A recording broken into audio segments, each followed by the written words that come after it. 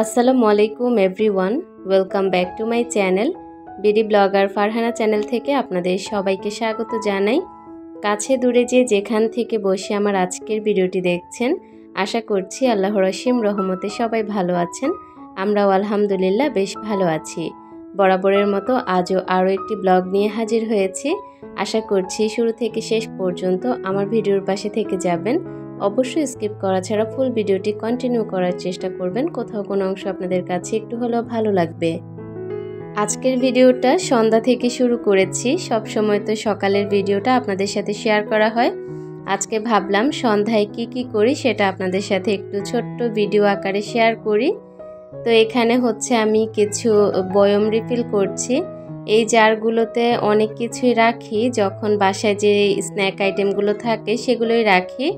তবে আজকে সেরকম কিছুই নেই, তো রিফিল যেহেতু করব ভেবেছি, তো এই কারণে মুড়ি আর বিস্কিট দিয়ে রিফিল করে নিচ্ছি, শুধুমাত্র দেখার সৌন্দর্যের জন্য। এছাড়া এই জায়গাতে কিন্তু অন্য কিছুই আমি রাখি সব সময়। তো যাই হোক, যখন যেটা আছে তখন সেটা দিয়ে কাজ চালিয়ে দিচ্ছি। ভিডিও শুরুতে একটা ছোট্ট বোতলে কিছু মধু দেখতে পেয়েছেন। এগুলো একদম খাঁটি মধু, আপনাদের ভাইয়া আনিয়েছে একজন পরিচিত লোককে দিয়ে।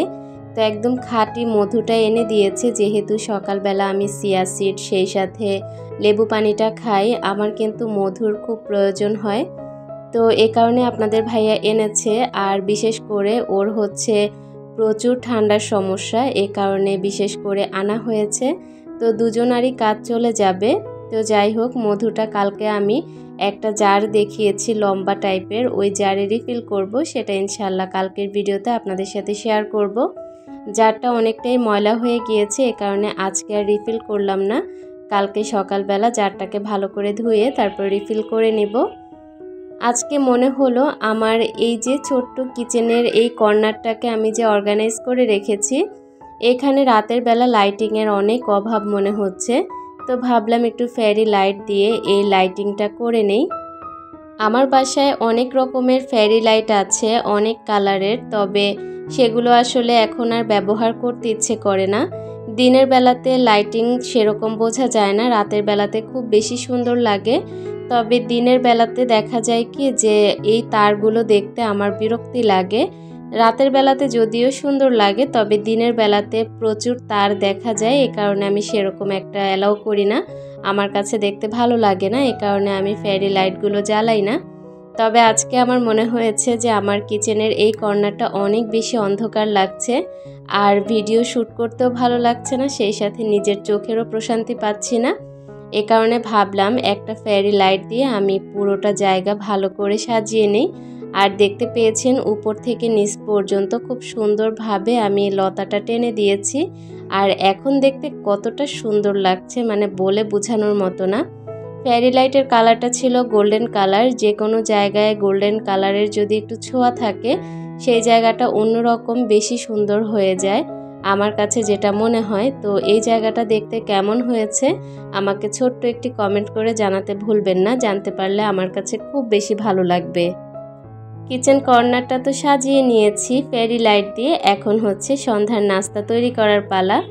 প্রথমে দেখতে পেয়েছেন আমি কিছু সাবুদানা ভিজিয়ে রেখেছি, এগুলো আমি ভিজিয়ে একটা সাইডে রেখে দিয়েছি। ওটা ভিজে যাওয়ার পর আমি মজার একটা নাস্তা তৈরি করব। সাবুদানার মিষ্টি নাস্তা তৈরি করতে তো নারিকেলের প্রয়োজন, তো নারিকেল ভেঙে নিয়েছি, সেই সাথে নারিকেলের পানিটা সুন্দরভাবে ছেঁকে বাবুদেরকে খাইয়ে এখন হচ্ছে নারিকেলটা একটু কুড়িয়ে নিচ্ছি। আগে আমি পায়ে যে কুড়ুনিটা আছে ওই কুড়ুনিটা দিয়েই নারিকেল কুড়াতাম, তবে আমার মা আমাকে এই ছোট্ট মেশিনটা দিয়েছে নারিকেল কুড়ানোর। এই মেশিনটা দিয়ে হাত দিয়েই নারিকেল কুড়ানো যায়, আর এত সুন্দর পরিমাণে নারিকেল কুড়ানো হয়, আপনারা হয়তোবা দেখেই বুঝতে পেরেছেন, আর একটুও বেশি কষ্ট লাগে না। তো এখানে হচ্ছে আমি প্রথমে পিঠা বানানোর জন্য সাবুদানা দিয়েছি, সেই সাথে বেশ পরিমাণে নারিকেল আর পরিমাণ মতো আটা দিয়েছি এটাকে সুন্দরভাবে মাখানোর জন্য। সেই সাথে এখানে কনডেন্স মিল্ক দিয়ে দিচ্ছি, তবে কনডেন্স মিল্কটা আসলে আমি কাটতে পারছিলাম না, এটা সচরাচর আপনাদের ভাইয়াই আমাকে কেটে দেয়। তো আমি জাস্ট একটু ফুটো করে নিয়েছি, আর এই কারণে কিন্তু সেরকমভাবে বের হচ্ছিল না। তো অনেক কষ্ট করে অল্প একটু বের করে নিয়েছি। সেই সাথে গুঁড়ো দুধ দিয়েছি, চিনি দিয়েছি, পরিমাণ মতো লবণ দিয়ে পানি দিয়ে সুন্দর একটা বেটার তৈরি করেছি। আর বেটারটা আপনারা হয়তোবা ভিডিও স্ক্রিনে দেখতেই বুঝতে পারছেন। তো এখন হচ্ছে আমি চুলা জ্বালিয়ে নিয়েছি, আর আমার এই সাইডটা এতটাই অন্ধকার লাগছে, মানে ভিডিওতেই আপনারা হয়তোবা বুঝতে পারছেন আমার কিচেনে আসলে লাইটিংয়ের অভাব। ভাবছি যে কিচেনটাকে একদম সুন্দর করে লাইটিং করে নেব। আসলে আমি যদি চাই না অনেক কিছুই করতে পারি, আপনাদের ভাইয়া আমাকে কোনো কিছুতেই নিষেধ করে না। তবে ওই যে আমার যে ছোট্ট একটা আলসেমি আছে, এই কারণে সেরকম কিছু করা হয় না। আমি যদি আজকে বলি যে আমার এটার প্রয়োজন বা এটা করলে ভালো লাগবে, সে কিন্তু আমাকে নগদ এই জিনিসটা করে দেবে। তবে আমার ওই যে আলসেমি লাগে, এই কারণে আমি সেরকম কিছু বলিও না। তো একে একে পিঠেগুলো বানিয়ে নিয়েছি। নারিকেল সাবুদানার এই মিষ্টি পিঠাটা আপনারা একবার হলেও বানিয়ে খেয়ে দেখবেন, এত বেশি মজার, অসম্ভব মজার হয়। আমি সময় বাঁচানোর জন্য একটু বড় সাইজের করে ফুলকো ফুলকো করে বানিয়ে নিয়েছি।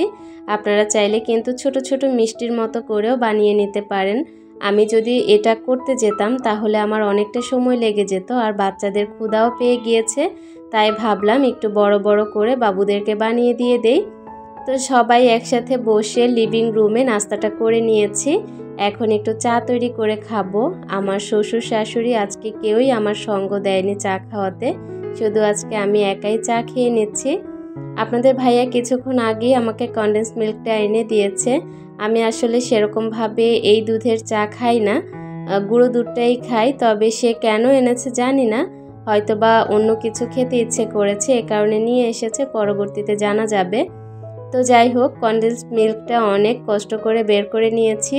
সামান্য পরিমাণে চিনি দিয়ে লিকার করা চাটা নিয়েছি। এখন খুব মজা করে শান্তি মতো বসে এই চাটা খাবো আর টিভি দেখব। ভিডিওর এই পর্যায়ে প্রিয় আপুদের কাছে ছোট্ট রিকোয়েস্ট, যদি ভিডিওটি ভালো লাগে অবশ্যই লাইক করবেন, একটা কমেন্ট করবেন। আপনার ফ্রেন্ডস অ্যান্ড ফ্যামিলির সাথে আমার ভিডিওর লিঙ্কটা শেয়ার করতে একদমই ভুলবেন না।